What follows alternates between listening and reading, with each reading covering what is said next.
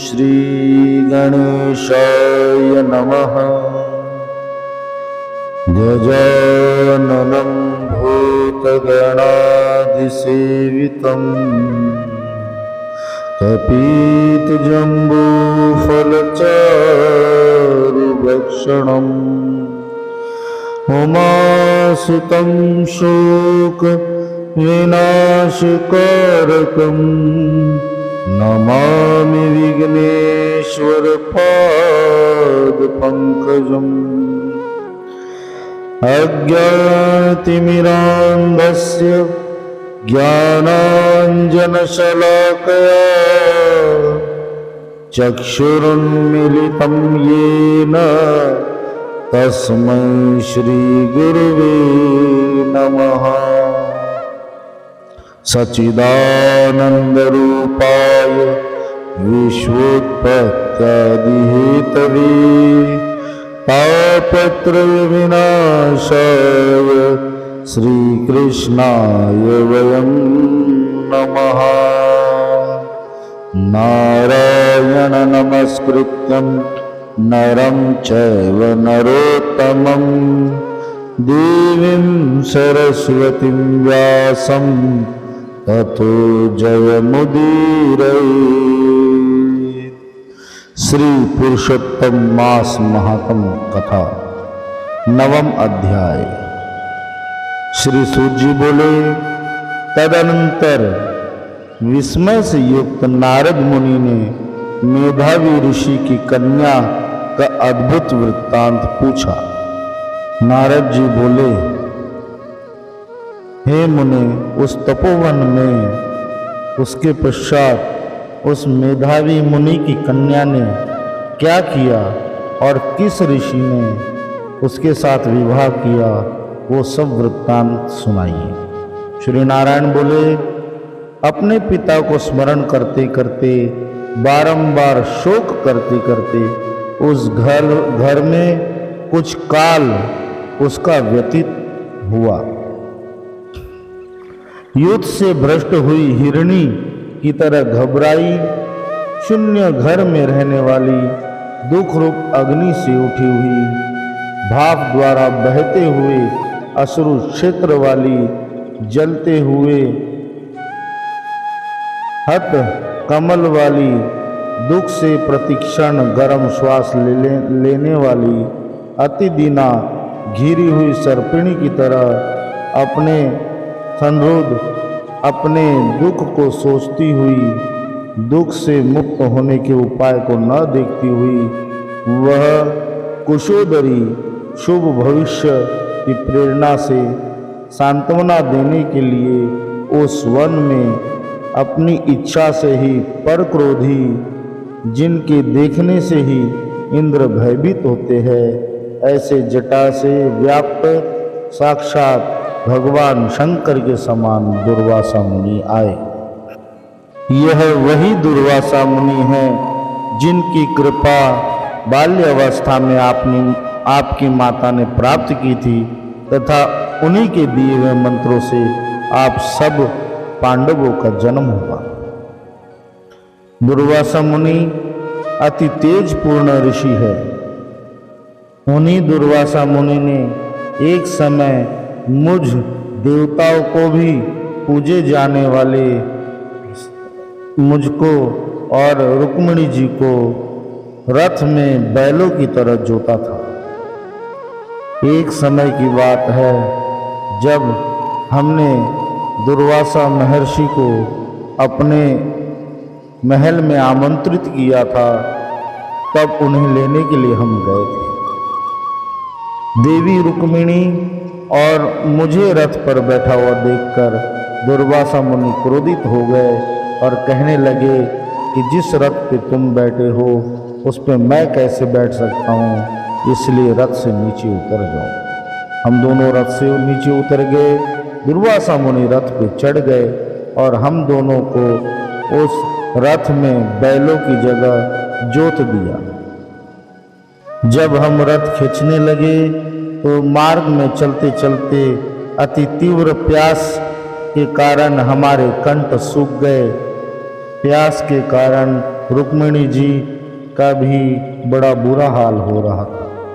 रुक्मिणी जी ने मुझे सूचित किया, तब कंधे पर रथ की जोत रखे हुए ही चलते चलते मैंने पाँव के अग्रभाग से पृथ्वी को दबाकर रुक्मिणी के प्रेम के वशीभूत मैंने भोगवती नाम की नदी को उत्पन्न किया।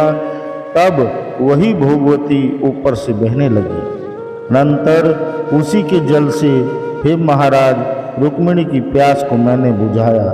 इस प्रकार रुक्मिणी की प्यास का बुझना देख उसी क्षण अग्नि की तरह दुर्वासा क्रोध से जलने लगे और प्रलय के समान उठकर श्री दुर्वासा ने श्राप दिया और बोले, बड़ा आश्चर्य है, हे कृष्ण, रुक्मिणी तुमको सदा अत्यंत प्रिय है, अतः स्त्री के प्रेम से युक्त तुमने मेरी आज्ञा अवज्ञा कर अपना महत्व दिखलाते हुए इस प्रकार से उसे पानी पिलाया, अतः तुम दोनों का वियोग होगा। इस प्रकार उन्होंने श्राप दिया। हे युधिष्ठिर, ये वही दुर्वासा मुनि हैं जो रुद्र के अंश से उत्पन्न तथा अत्रि मुनि की उग्र तपस्या का फल स्वरूप है। पतिव्रताओं के सिर के रत्न अनुसया भगवती के गर्भ से उत्पन्न अत्यंत मेधा युक्त दुर्वासा नाम के ऋषि, अनेक तीर्थों के जल से भीगी हुई जटा से भूषित सिर वाले साक्षात तपोमूर्ति दुर्वासा मुनि को आते देखकर कन्या ने शोक सागर से निकलकर धैर्य से मुनि के चरणों में प्रार्थना की। प्रार्थना करने के बाद जैसे वाल्मीकि ऋषि को जानकी अपने आश्रम में लाई थी, वैसे ही यह भी दुर्वासा को अपने घर में लाकर अर्घ्य, पाद्य और विविध प्रकार के जंगली फलों और पुष्पों से स्वागत के लिए आज्ञा लेकर आदर पूर्वक पूजन कर तदंतर हे राजन, यह बाला बोली। कन्या बोली, हे महाभाग, हे अत्रि कुल के सूर्य, आपको प्रणाम है। हे साधु, मेरी अभाग्या के घर में आज आपका शुभागमन कैसे हुआ? हे मुने, आपके आगमन से आज मेरा भाग्योदय हुआ है, अथवा मेरे पिता के पुण्य के प्रवाह से प्रेरित मुझे सांत्वना देने के लिए ही आप मुनि सप्तम आए हैं। आप जैसे महात्माओं के पांव की धूल जो है वह तीर्थ रूप है, उस धूल का स्पर्श करने वाली मैं अपना जन्म आज सफल कर सकी हूँ। आप जैसे पुण्यात्मा कि जो मुझे आज दर्शन हुए, अतः आज मेरा उत्पन्न होना और मेरा पुण्य सफल हुआ है। ऐसा कहकर वह कन्या दुर्वासा मुनि के सामने चुपचाप खड़ी हो गई। तब भगवान शंकर के अंश श्री दुर्वासा मुनि मंद मंद हास्य युक्त बोलने लगे। दुर्वासा मुनि कहते हैं, हे द्विज सुते, तू बड़ी अच्छी है, तूने अपने पिता के कुल को तार दिया। यह मेधावी ऋषि के तप का फल है जो उन्हें तेरे जैसी कन्या उत्पन्न हुई। तेरी धर्म में तत्परता जान कैलाश से मैं यहाँ आया और तेरे घर आकर तेरे द्वारा मेरा पूजन हुआ। हे वरारोहे, मैं शीघ्र ही बद्रिका आश्रम में मुनीश्वर सनातन नारायण देव के दर्शन के लिए जाऊंगा, जो प्राणियों के हित के लिए अत्यंत उग्र तप कर रहे हैं। कन्या बोली, हे ऋषि, आपके दर्शन से ही मेरा शोक समुद्र सूख गया। अब इसके बाद मेरा भविष्य उज्जवल है, क्योंकि आपने मुझे सांत्वना दी। हे मुने, मेरी उस प्रादुर्भूत बड़ी भारी ज्वाला युक्त दुख रूप अग्नि को क्या आप नहीं जानते हैं? हे दयानिधि, हे शंकर, उस दुखाग्नि को शांत कीजिए। मेरे विचार से हर्ष का कारण मुझे कुछ भी दिखलाई नहीं देता। न मुझे माता है, न पिता, न तो भाई है जो धैर्य प्रदान करता। अतः दुख समुद्र से पीड़ित मैं कैसे जीवित रह सकती हूँ? जिस जिस दिशा में मैं देखती हूँ वह दिशा मुझे शून्य ही प्रतीत होती है।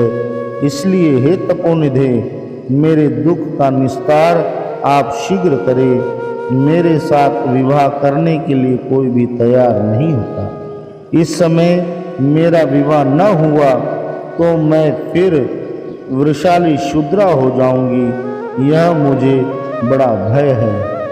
इसी भय से न मुझे निद्रा आती है और न ही भोजन में मेरी रुचि होती है। हे ब्राह्मण, अब मैं शीघ्र ही मरने वाली हूँ, यह मेरा इस समय निश्चय है। ऐसा कहकर आंसू बहाती हुई कन्या दुर्वासा के सामने चुप हो गई। तब दुर्वासा कन्या का दुख दूर करने का उपाय सोचने लगे। श्री नारायण बोले, इस प्रकार मुनि कन्या के वचन सुनकर और इसका अभिप्राय समझकर बड़े क्रोधी मुनिराज दुर्वासा ने उस कन्या का कुछ हित विचार पूर्ण कृपा से उसे देखकर सारभूत उपाय बतलाया। इति श्री बृहन्नारदीय पुराणे पुरुषोत्तम मास महात्म्ये 9वां अध्याय। श्री कृष्ण गोविंद हरि मुरारी, हे नाथ नारायण वासुदेवा, श्री हरि शरणम, श्री हरि शरणम, श्री हरि शरणम। जय जय श्री राधे, जय जय श्री राधे, जय जय श्री राधे श्याम।